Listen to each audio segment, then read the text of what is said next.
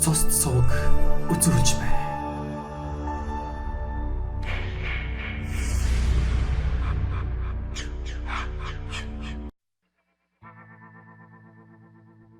Дэрмийн хэргийн дагвар зүйл анги бол булаалтын зүйл анги.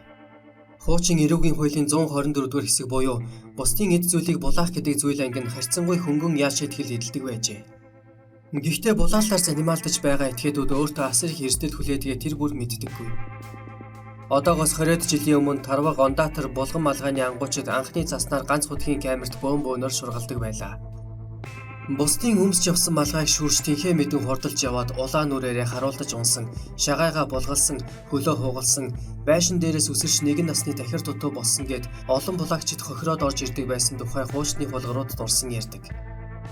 Хожим зах зээл чилжснээс хойш булаалтын армийг хотын шилдэг аригчид зузаасан гэхэд болно. Тэд шагчин хүүхнүүдийн хужаа спиртийг шүүрч аваад humгийн зүгтаах бол инүүхэнд байлаа. Ямар сайн дал 1990-ад оны дунд үед бөмбөр хавцаа адуу тэр биш хэмээх аригчин эр тодорч билээ. Тэрээр шагчин хүүхнүүдийн хужаа спиртийг тун ядах юмгүй шүүрч аваад адуу шиг бичгнээд алга болдог байж. Тэгээд өөрийн ижил 2-3 аригчин дээр гүйж ирээд найркагаа хувааж уугцуур ангарайдсан нөхөдтэй үжийн цагаар адуу шиг бичгэнсэн залуу нас минь гэж ирээд л дурчинуулдаг байсан гэдэг. Эрүүгийн хуулинд 3,000 төгрөгнөөс дээш үнэтэй эд зүйл булаасан тохиолдолд эрүүгийн хариуцлага хүлээнэ гэд заачсан байсан болохоор үсрээд л 1000 төгрөгийн найркагаа булаалгасан шагчин хүүхнүүд дэмий ламаа бариад хоцордог байж.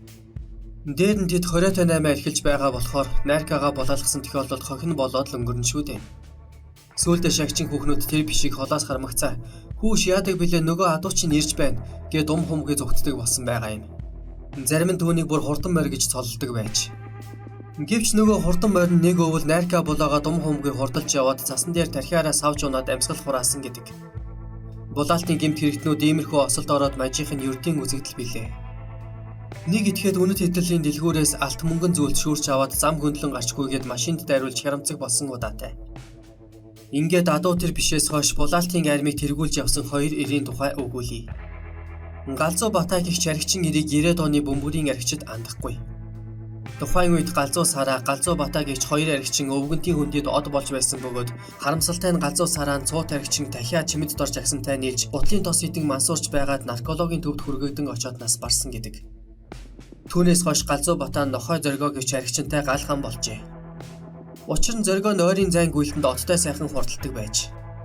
Бөксөө дааж ятсан бүдүүн дарган шагчин хүүхнүүдэд ойрын зайн гүйлтэл хангалттай. Тийм учраас зоргоо үсрээд 200 м хурдлахад л гүйцээ. Харин Галзуу Батаа бол шагчин хүүхнүүдийн архийг булаахтаа үнэхээр гаргууд байж. Хамгийн гол нь хурдалж чадахгүй. Тийм учраас булаасан архиа адуу шиг бичгэндэг нохой зоргоо руугаа чулуудчихдаг байж. Цаадхан ч нүд эмхийн зургийг алга болж өгөх жишээтэй. Шагчин хүүхнүүд гахаа явган нохой нүцгэн Галзуу Батааг тэмээл барьж аваад хэд шанаадахаас цаашгүй. Мань 2 бөмбөрийн шагчдыг нэг хэсэг бужигнуулж байгаад тэдэнд ад болоод ирмэгцээ вокзалын шагчдыг сандаргажээ. Сүүлдээ хар хорин надан тул хүчит шонхор гэд бүгдийг нь гүйцээжээ. Тэр болгонд хууль бус үйлдэлтэй чөдөрлөгдсөн шагчин хүүхнүүд л хохироод өнгөрдөг байж. Хужаагийн хөл хисбэртээ булаалгаж чагаад ямар сагдаа дуудалтай нь биш. Нэг өдөр мань 2 бөмбөр хавцаа хэрж өмнө нь өчнөн удаа архиа булаалгаж байсан Понса гэгч бүдүүн хүүхнийг панаалж байгаад түүнээс ганц шил найрка авч уужээ. Понса мань 2-т хандаж ингээд аятайхан гуйгаад уучхвал та хоёрыг хэн ад үзэх юм бэ? Ер нь та хоёр цаашид архи булааж зүгтаатгаа болох хэрэгтэй. Нас чинь ч явж гүйцлээ. Шагчин хүүхнүүд өдрөөс өдөрт залуужиж байна.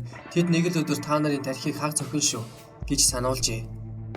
Цаад хоёр нь учиргүй хөөрч тогтлоод бид өнөөдрөөс эхлээд зодог тайлж байгаа. 40 гарчгаад архи булааж зүгтаат байх нь үнэхээр утгагүй юм. Өнөө мө талигач адуу тэр биш 50 насны дээрээ humгийн хурдалж яваад тархиараа савж унаад чад хийсэн шүү дээ. Тэрэн шиг л өчөхгүй юмсан. Тэгж өгснээс архиндаа хурдаж өгсөн нь хамаагүй дээр. Гих зэргээр гів гэнэтэл гэгэрлийн замд орцгоожээ.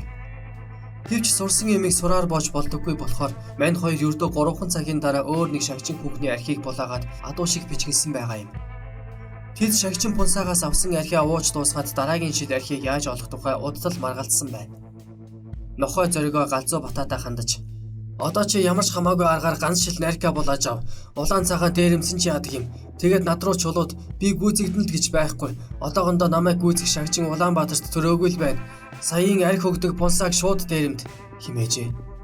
Тэгтэл Батаа Чи юу ярина вэ? Юмд чинь бас совест гэж байдаг юм. Дөнгөж сая чи бид хоёр түүнд зодод тайлах гэж байгаа энэ тэргээд баах юм чалчаа бидтэй. Хоёулаа өөр хүний дээрэмдий вокзал явъя. Тэнд нэг шинэ хүүхэн гарч ирсэн байна лээ. Ерөөсөө тэр мууг холгож хэн болохоо мэдрүүлье. Гэт зоригог чирэг шахам вокзал руу хөдөлжээ.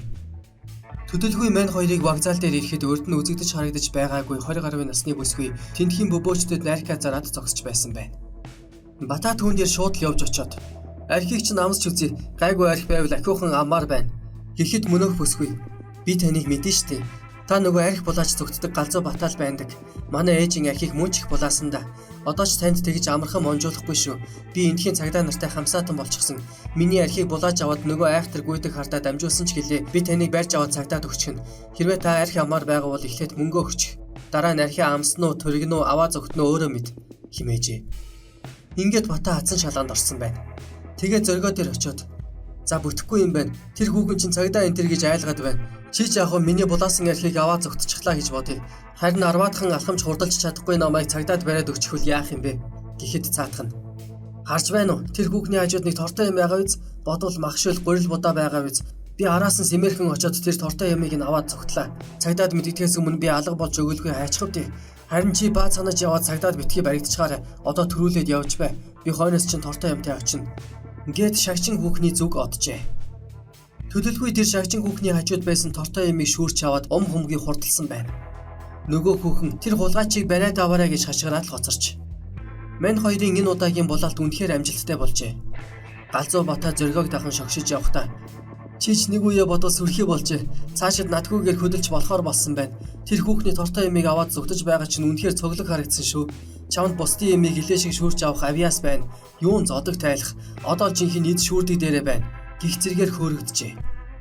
Төдөлгүй мань хоёр нэг байшингийн буланд очиж амьсгаагаа сайн гэгч дарж аваад тортой ямаа уудалж үзтэл модны зүлгүүр замаск бас нэг шилтэй юм гарч иржээ. Шилэн дээр нь растворитл гэсэн бичиг байж. Байрны засвар хийж байсан хин нэгний тортой юм байсан бололтой. Махшил гурил будаа булаачглаа гэж бодож байсан мань хоёр үүнийг хараад шоконд оржээ. Гэхдээ батаан шилтэй ямыг харснаа нүдэн сэргэж "Эн чинь одоо юу вэ? Орс арх байна шүү дээ. Яагав нөгөө Распутинч билүү растворитэлч билүү нэг арх байдаг шүү дээ. Тэр л байна шүү дээ. Чи яасан астай хулгайч вэ?"